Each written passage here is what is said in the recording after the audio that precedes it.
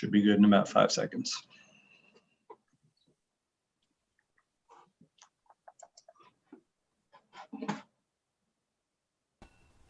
We're good. Okay, great. I'm going to call to order the April 19, 2021 Planning Commission meeting, and I'm going to go ahead and take roll. And just for the record, Commissioner Heising will not be joining us. He's on vacation, so good for him. Commissioner Labange. I am here. Commissioner Maggio. Present. Commissioner Mason.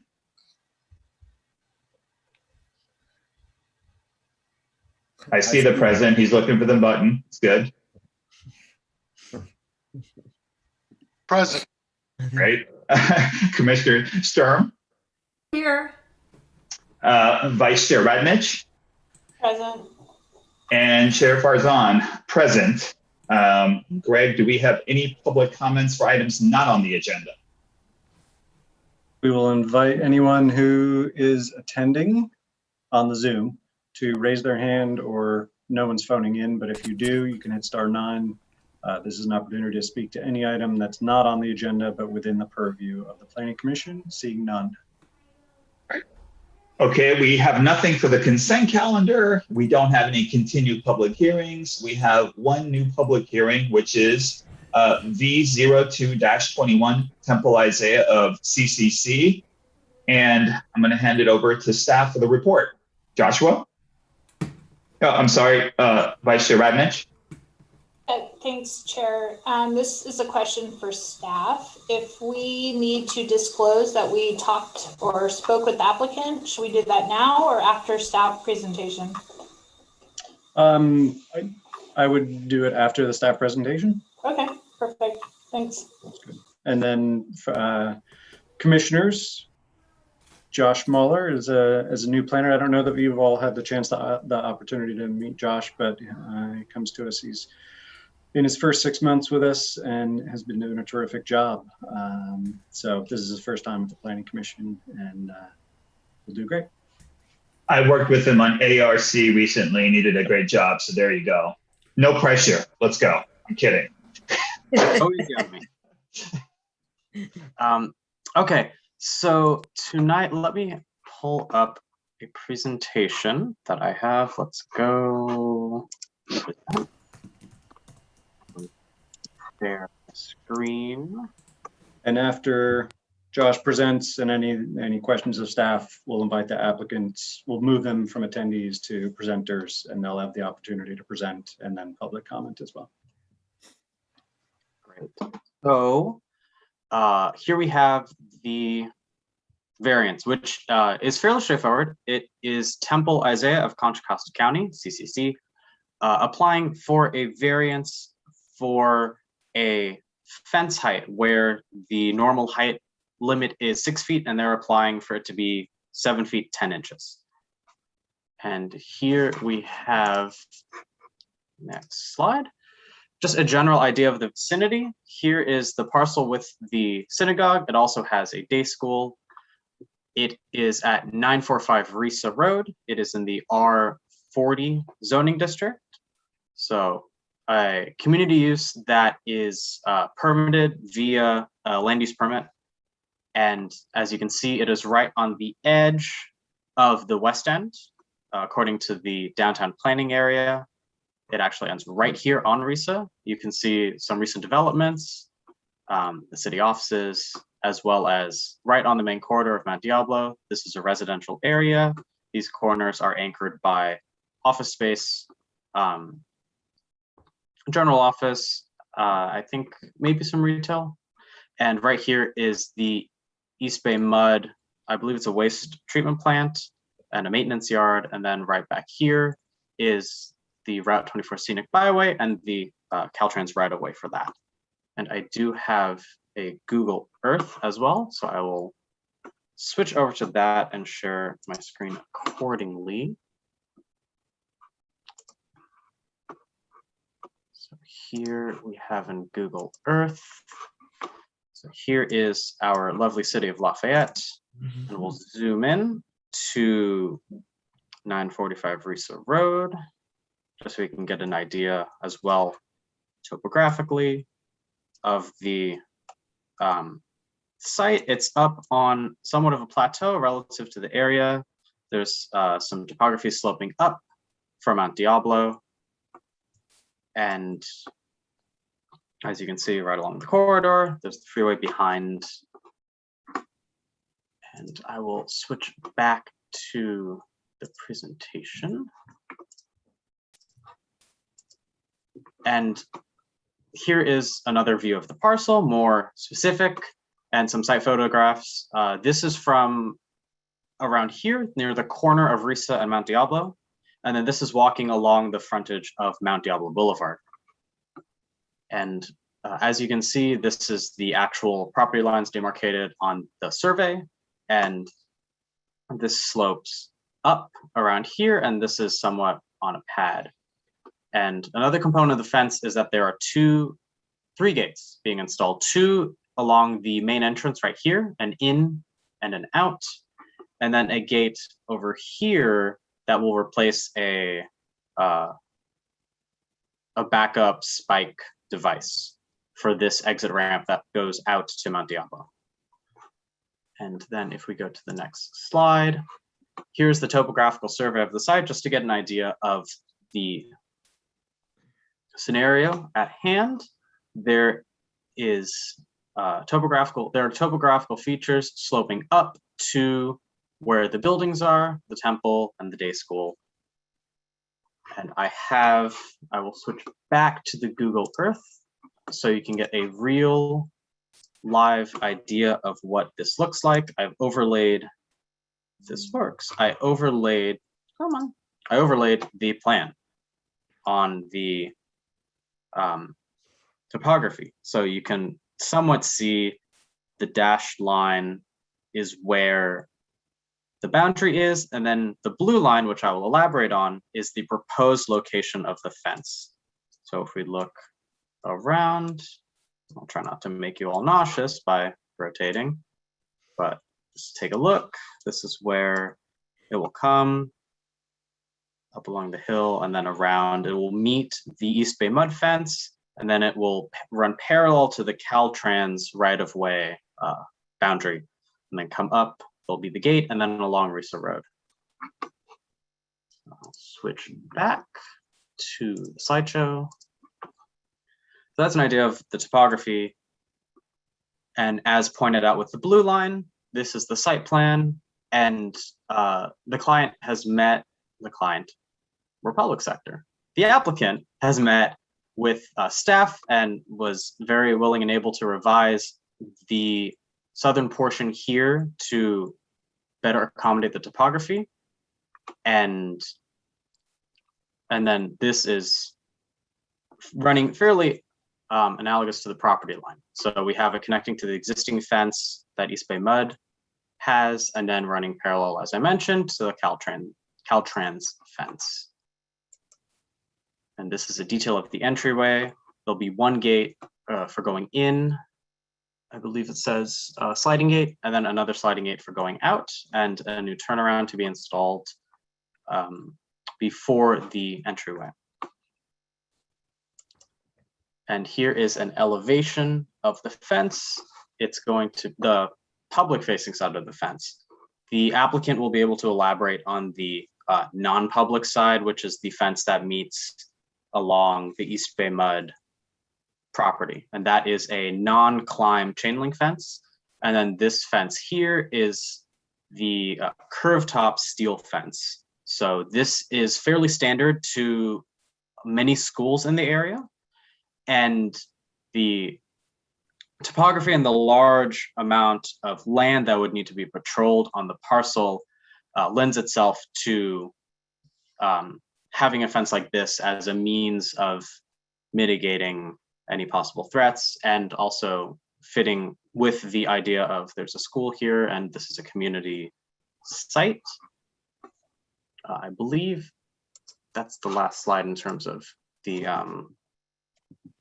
presentation, but in terms of the fence and why we're here, it's mainly for the height requirement, and I would say based on the findings, that we can determine and recommend that we would approve this with conditions based on this is a fairly standard design for educational facilities in Lafayette, La Marinda area, and due to the topography and due to the large size that would need to be patrolled, we could see fit that variance would be a good thing to recommend approval for.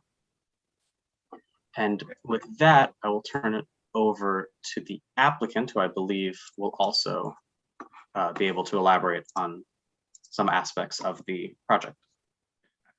Thanks, Joshua. So hold on before we move to the applicant here.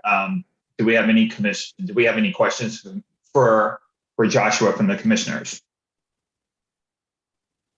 Commissioner Lamonge? Nice job, Joshua. That was a great first one.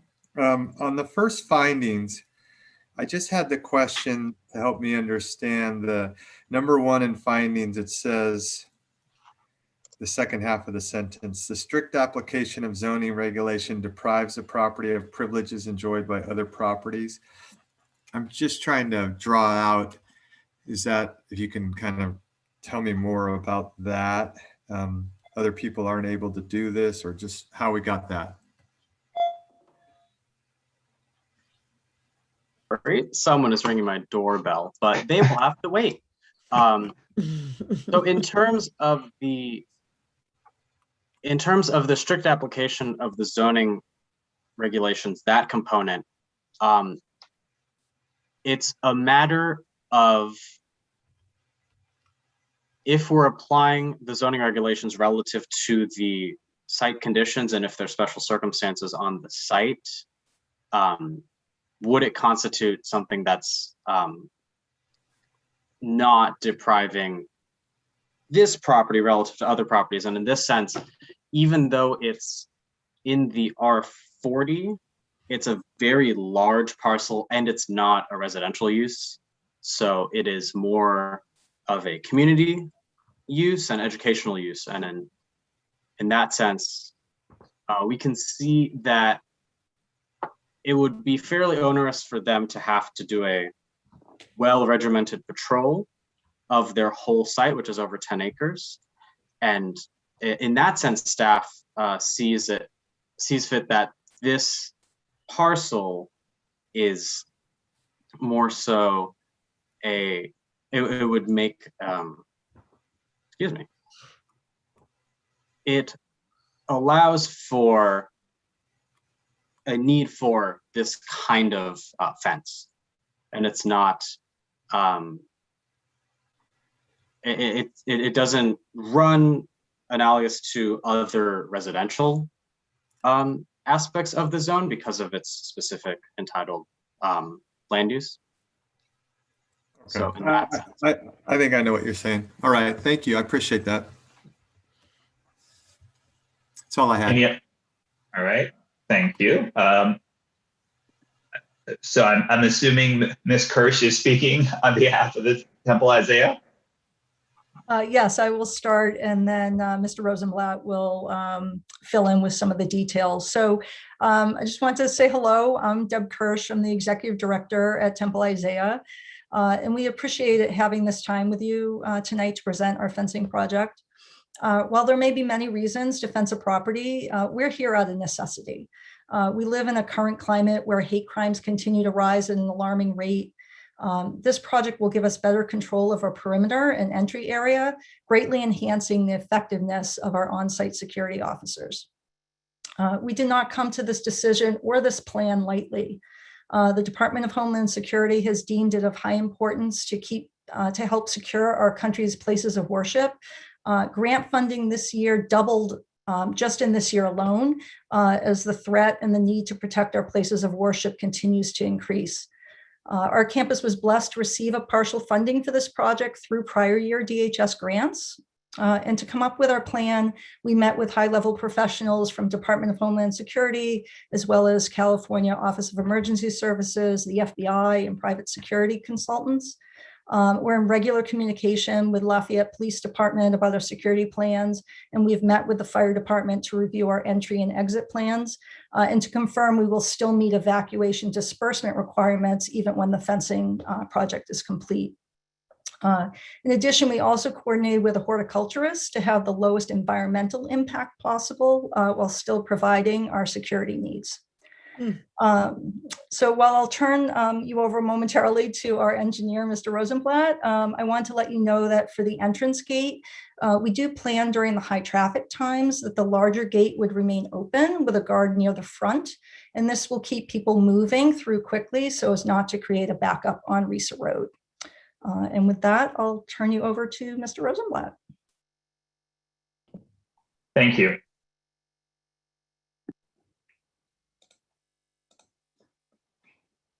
All right. Thank you all. Thank you, commissioners. Thank you, Greg and Josh. Definitely appreciate all of your help getting to this point. A lot of my presentation seems like it might just be overlap, so I'm going to go kind of fast. I think Josh did a great job at presenting. This first slide effectively just shows a little bit more of kind of the building's location with regard to some of the terrain that Josh mentioned, but also a lot of the trees in the area, which Deb mentioned, which was important because this plan is set up in a way where we don't impact any of those. Just like Josh said, there's the visible part along Risa Road, which would be a steel fence, of which I will show you guys details and some pictures shortly. Along the north side, adjacent to the Caltrans fence, and on the west side, as Josh said, would be chain link.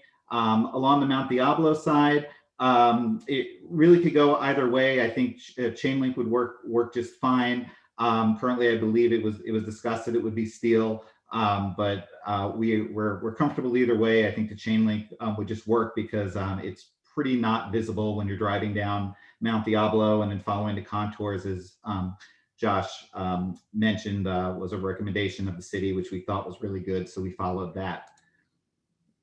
The entrance, just like Josh said, has both these vehicular gates. They slide. As Deb mentioned, they will stay open during the high traffic times to make sure that vehicles continue to go through quickly.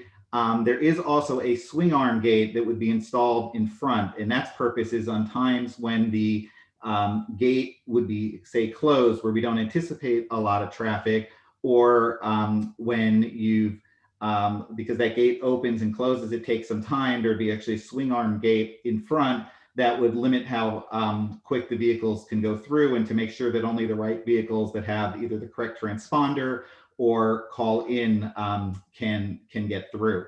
If for whatever reason the vehicle is not supposed to be there, they realize they made a wrong turn, there is a turnaround that we would be installing to allow the vehicle to get out prior to getting stuck or needing to back up or causing any traffic situation. This here is the detail just that Josh showed of the steel fence. And again, I'll show some pictures of this one in a chain link in a second. Just a little bit more of a visual. This is the entry. Currently, there's an entry sign. You can see a lot of the oak trees and other trees in the background. And again, none of those will be impacted by this. All of the, any of the fencing, et cetera, will be kind of in these areas over here that wouldn't be impacted. This is just a picture down Risa Road. You've got the existing sidewalk. The city has 5 feet of additional right-of-way behind the sidewalk, so the fence would actually be located behind that, so it's not directly against the sidewalk, so no issues with a child hitting handlebars, or sometimes it just feels kind of snug. So the fact that there's an extra 5 feet from the property line to the back of the sidewalk, I think, is fantastic. There were a couple engineering considerations. You probably saw them in the staff report. And I want to just address those real quick. There are a couple PG&E facilities and vents. They look like this if you ever drive up Risa Road. And we, of course, would work with PG&E and make sure that the fence gets installed behind that with whatever ample space is necessary to ensure that their facilities are okay.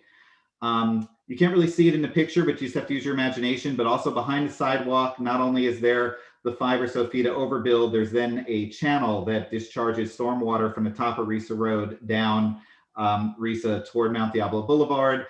There was an engineering comment to ensure that there could be panels that were removable to ensure that maintenance can be done. And we are happy to take that also as a condition of approval and make sure that when we get the fence manufactured and set up, we work with the city and engineering to ensure that the panels could be removed at the time necessary to do any maintenance.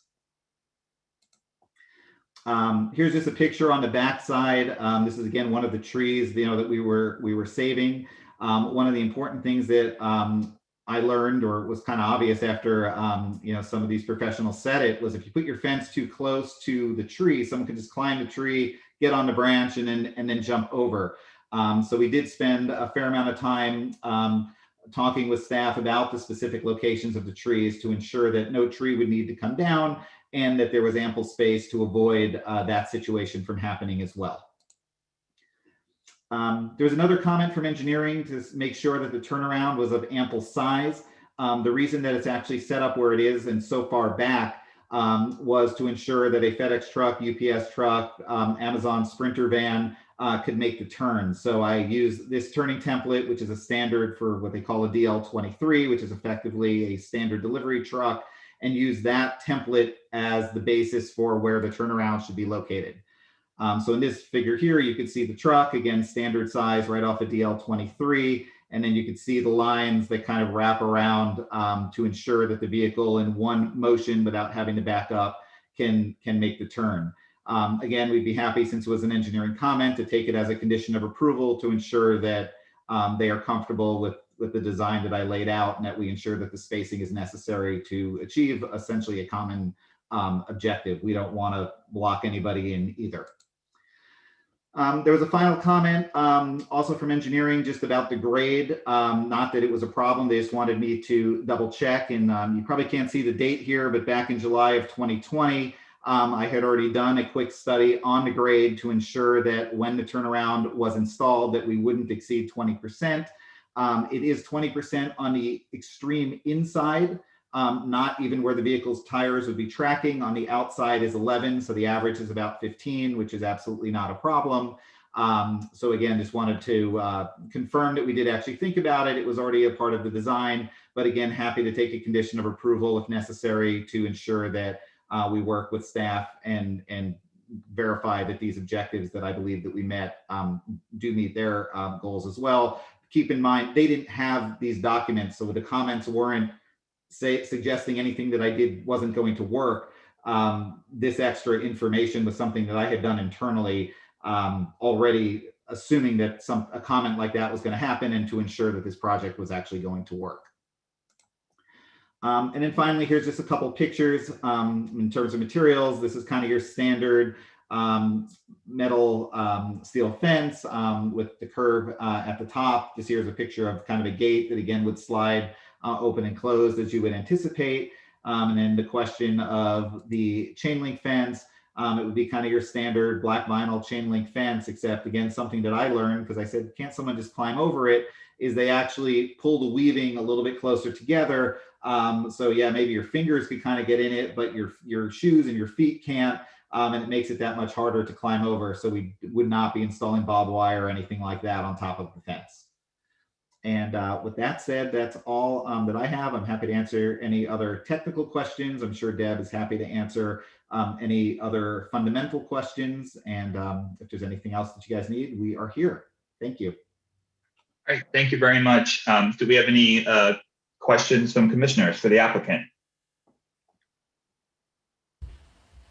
I apologize, I'm gonna have to keep scrolling through this page because we're sharing a screen as we speak here. So it looks like Commissioner Labange first, go for it.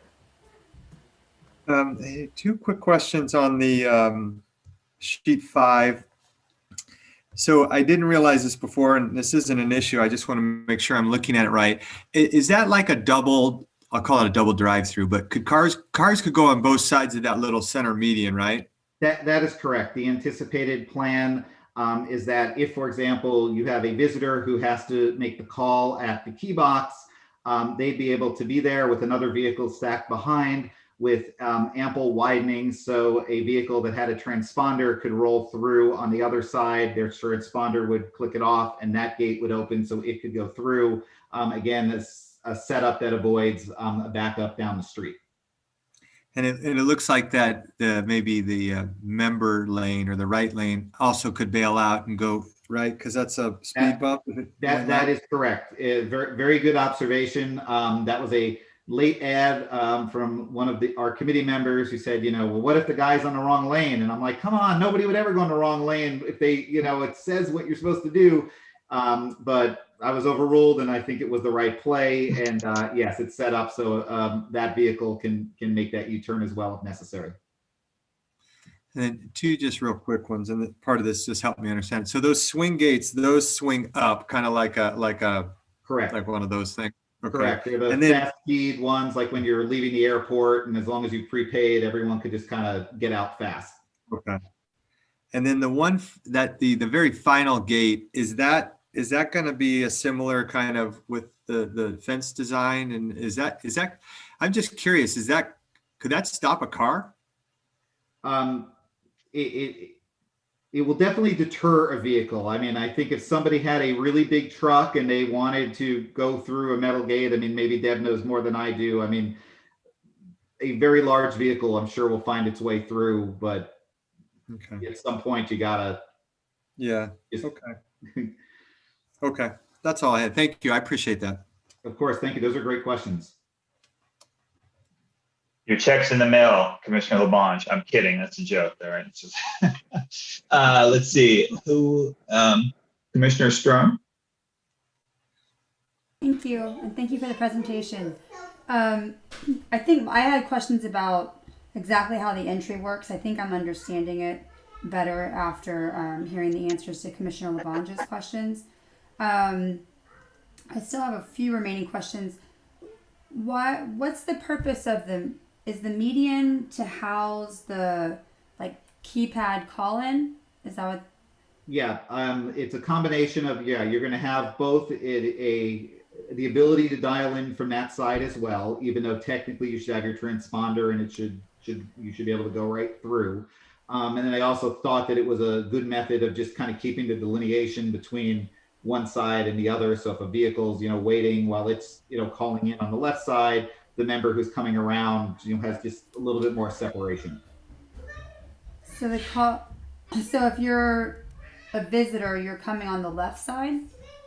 Yes, if you, yes, for example, if I were to be coming up, Okay. I wasn't the member, I would come up on the left side, I would stop at that dial keypad, I'd dial into the office, they would verify I'm supposed to be there, and at that point they would open both the swing gate and the vehicular gate for me. Okay, and you referenced signs. I didn't catch it if it was in the original presentation, and I don't see a note. Let's see. Like the signs that note tell says, people which appropriate lane. Oh, okay. signing and striping to direct visitors and members will be installed based on separate future signing and striping plan with construction documents. Okay. It was something I figured we'd work with staff to make sure that it's done appropriately at a later time. Definitely something, if you want to add a condition of approval to verify that needs to happen, we're happy to accept that, as it's would clearly be necessary. Okay. So the swing gates and the final gate, those all work on the same system. They just work in sequence. They're not motion or, they're not censored by the vehicle itself. They're on the same system of entry. Yes. Okay. Let's see. The fence that's along the stairs down to the street, I was wondering how that's going to feel to have the handrail on one side and the fence on the other side. And I was wondering if you guys considered putting the fence on the south side of the stairs.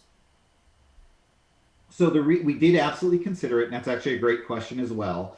The logic on the location was we didn't want to have a situation where somebody walked all the way up the stairs to get to a gate and go, oh my gosh, I can't be there. I need to go kind of backtrack all the way down. So the idea of the pedestrian gate being at the bottom made some sense to me from that standpoint. Okay. The idea of not having a handrail then on the fence, because I could see the next argument that I had as well of, wait, why don't you just keep the existing handrail that's on that right north side and attach that to the fence? And then the concern was that somebody could use that to step on because there's gaps in the steel, put their feet on it and then hop their way over. So effectively, we're going to be taking the handrail that currently exists, moving it to the other side, which is really only one small bar, and you're adjacent to vegetation, so you're not going to feel like you're in a tunnel by any means.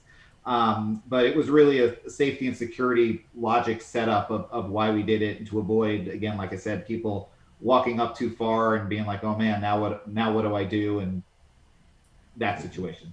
Okay, got it. And the pedestrian gates will have access pads. Is that? I guess I would can throw that to Deb. I can jump in. Yes, the entrance gate will have video and a call box there as well. Thank you, Deb. No one asked me that one before. Other question was, are there going to be like teeth at the exit gate? There's teeth at the Mount Diablo exit gate, the one that's not going to Risa. Those will remain. It doesn't hurt to have just an extra piece there.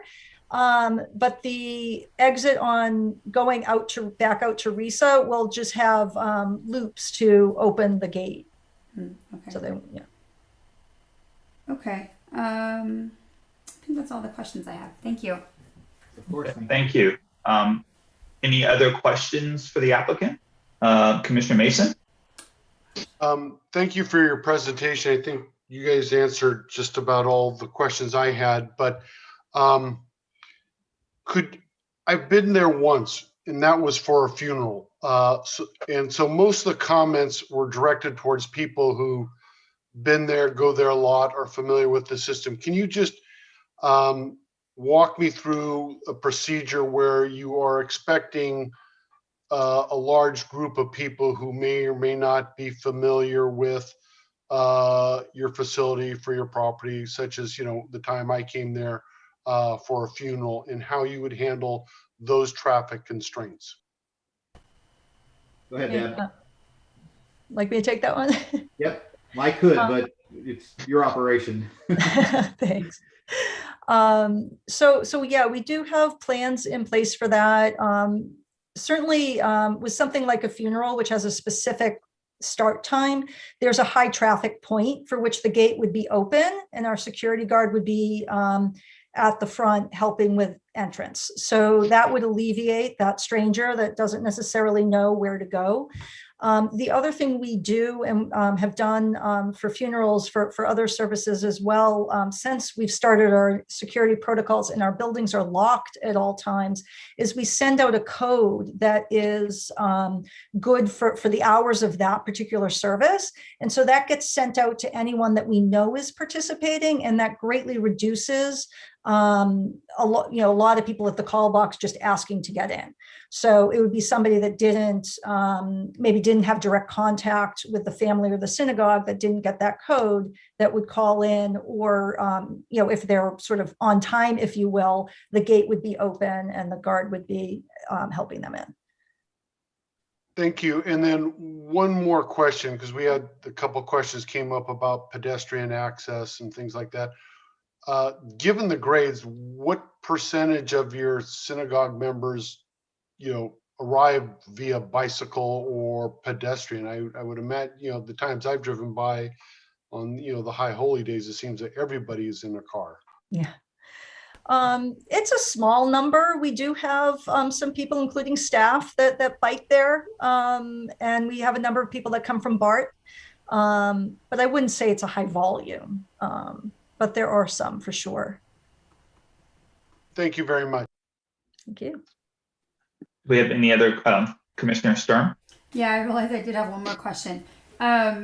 What is the plan for entrance to the site or an exit to the site during the construction period? And do you have an idea of how long that will be?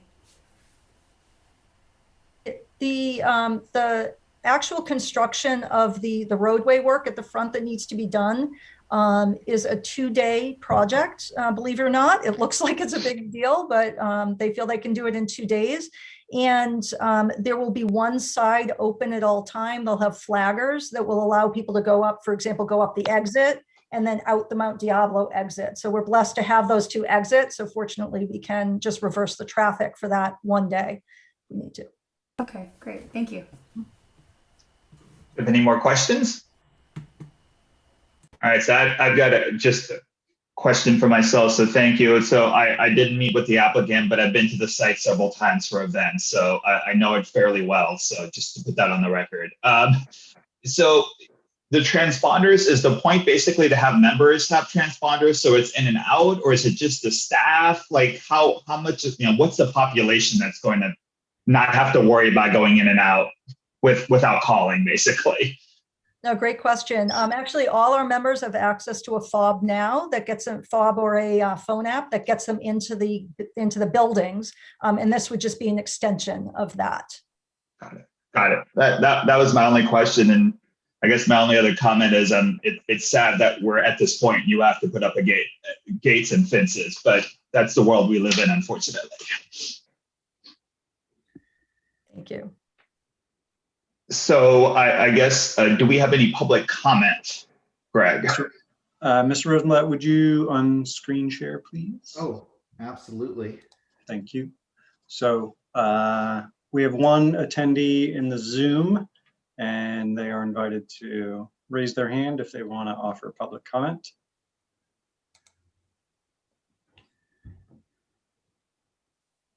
Not seeing any. All right, so with that, we'll close public comment.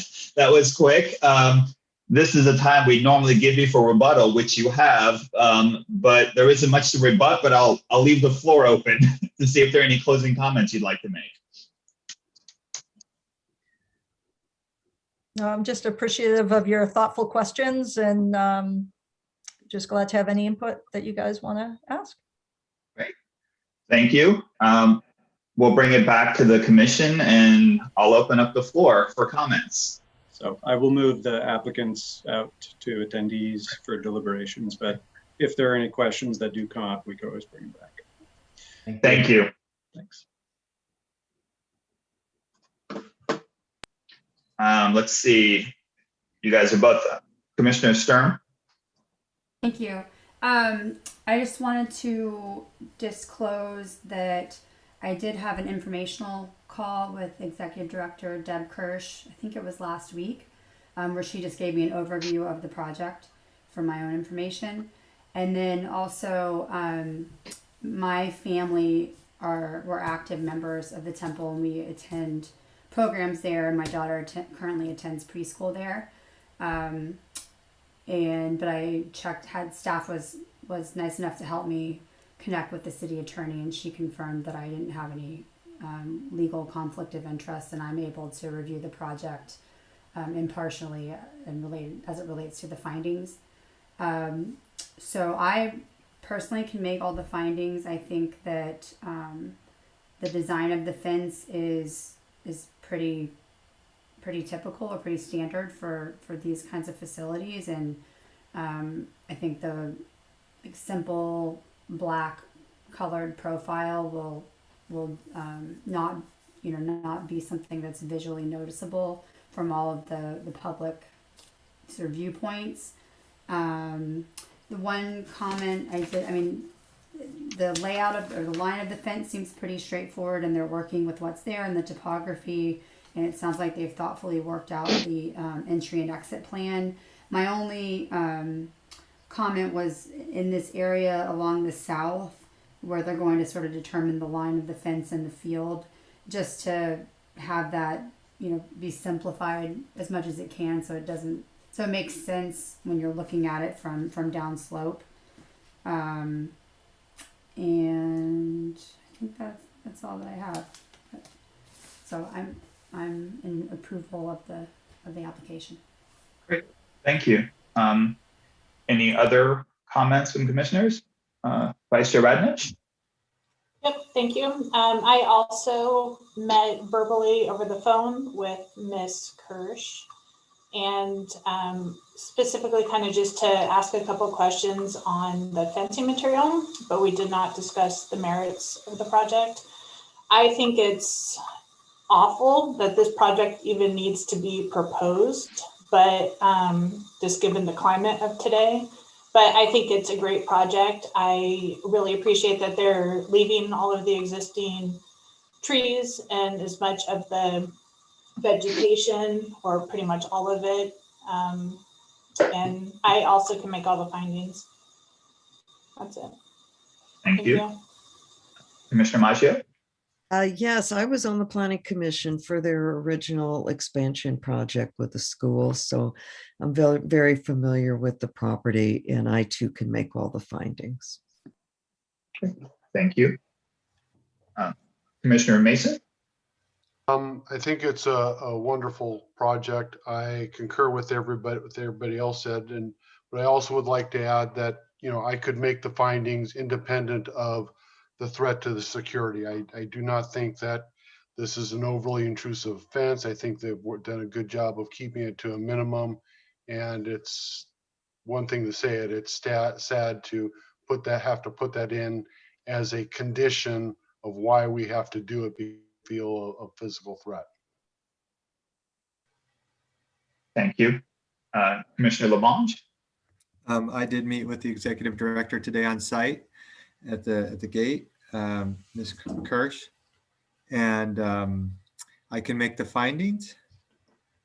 The only question I had for the applicant, which was just the need to have the fence on Risa Drive visible or not. And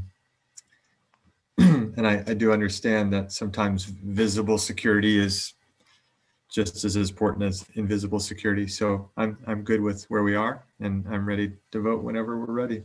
Excuse me. Great, thank you. I'll just say ditto. As I said before, I did not meet with anybody about this project, but I've been on the site for several events, so I know it well. It's utterly unfortunate that this needs to be put up, but I think it's thought out well, it's needed, and I can make all the findings. It's pretty straightforward for me on that front. So based on that, does somebody want to make a motion? Not all at once. Oh, there it is, Vice Chair Radnitz. That's who I wait for every time. I can do it. Yeah, I figured. I move to approve resolution 2021-02 as presented. Do I have a second? We have a second from Commissioner Labange. I'm going to do a roll call. So vote on the motion. Commissioner Labange? Aye. Commissioner Maggio? Aye. Commissioner Mason? Aye. Commissioner Sturm? Aye. Vice Chair Radnich? Aye. And Chair Farzan? Aye. So we have 6-0 vote. And I should say, remind me how many days to appeal if it's necessary? 14 days. 14 days. I don't think we'll have it, but for the record, 14 days. Thank you very much. Moving on to other business. ARC volunteer, April 30th. Hold on. I've never seen so many volunteers. Or is that a question? Yeah, I'm putting my hand down then. Okay, yeah, fair enough. So I'll say between Commissioners Maggio and all right, so you win. So that okay, Commissioner Sturm it is for April 30th. I haven't done it in a while. I'm feeling disconnected. I need to get back. There you go. So you are in. Thank you for volunteering. Any commissioners reports?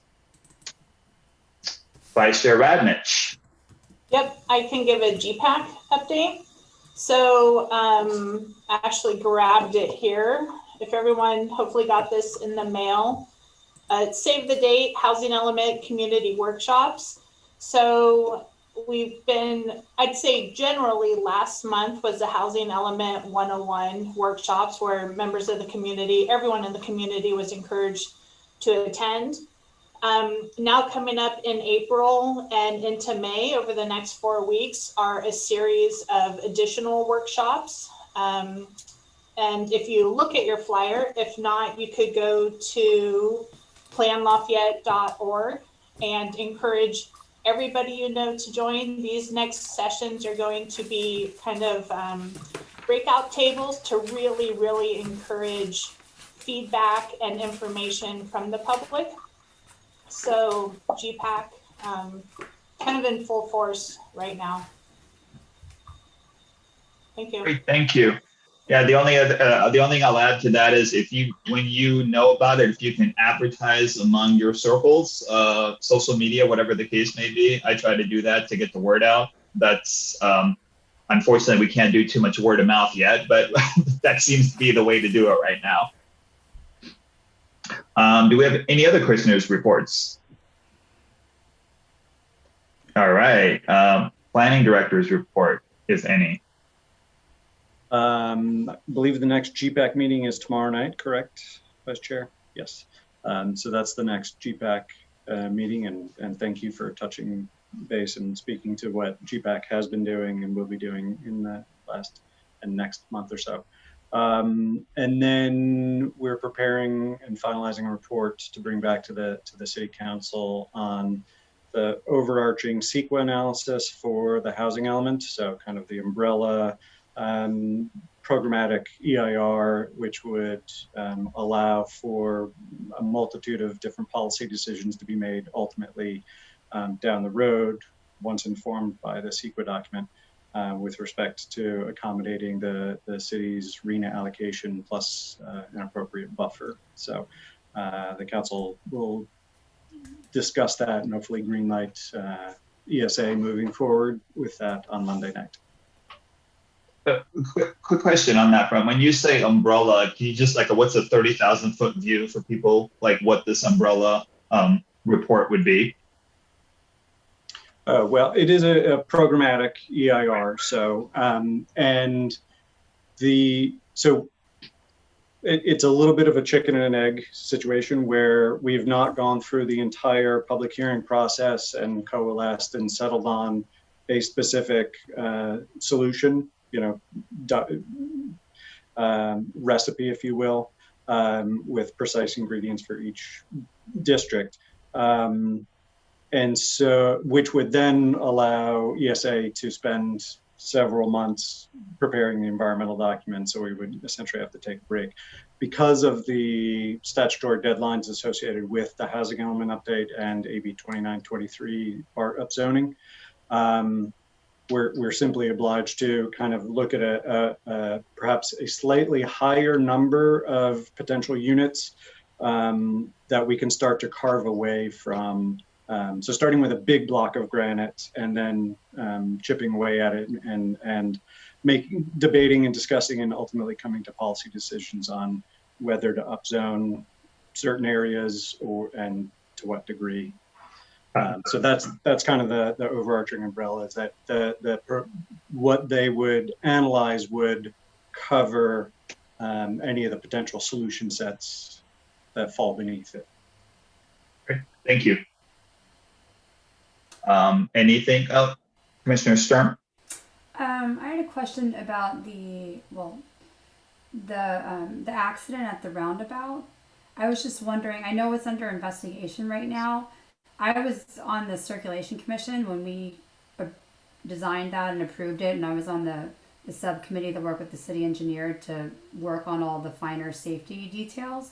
So I was hoping to find out when appropriate, if there's, if there were some safety, or if there's something that we can do to prevent further kinds of accidents, or what's the city's process on following up on that once the investigation's done?